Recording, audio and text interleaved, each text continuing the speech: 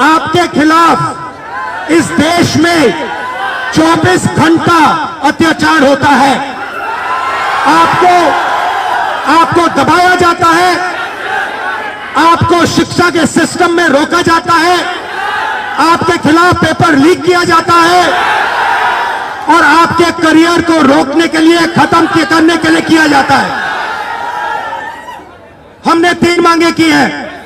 सबसे पहले जाति जनगणना, सही तरीके का जाति जनगणना जो हमने तेलंगाना में किया। दूसरी बात, कानून, हिंदुस्तान का कानून है कि प्राइवेट कॉलेजेस और यूनिवर्सिटीज में आरक्षण होना चाहिए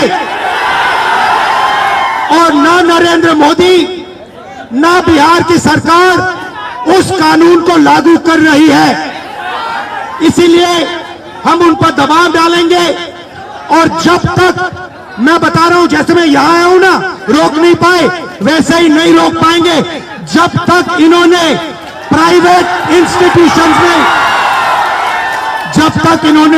इंस्टीट्यूशंस में रिजर्वेशन नहीं किया, तब तक हम आगे बढ़ते जाएंगे, लड़ते जाएंगे। क्योंकि आप 90% हो, आप अपनी स्ट्रेंथ समझो। आपको भटकाकर, डराकर, दबाकर, आपके ध्यान को इधर उधर करके आपको रोका जाता है। इस देश में आपके लिए कोई जगह नहीं है। 90% के लिए इस देश में कोई रास्ता नहीं है। आप ब्यूरोक्रेसी को देखो, सीनियर ब्यूरोक्रेसी में आपके कितने लोग, 0। आप कॉर्पोरेट इंडिया को देखो, कॉर्पोरेट इंडिया में आपके कितने लोग, 0। आप हाई कोर्ट देखो, आपके कितने लोग, 0। आप एजुकेशन सिस्टम के मालिकों को देखो, मेडिकल सिस्टम के मालिकों को देखो, आपके लोग कितने, 0। मगर मनरेगा की लिस्ट निकालो, आपके लोगों से भरी हुई है। मजदूरों की लिस्ट निकालो, आपके लोगों से भरी हुई है। सारे के सारे कॉन्ट्रैक्ट, सारा का सारा धन 5-10% के हाथ में जाता है और आपको उल्टी सीधी बात बताकर आपके ध्यान को इधर उधर कर दिया जाता है। आपको एक साथ खड़ा होना है और 3 मांगे हैं।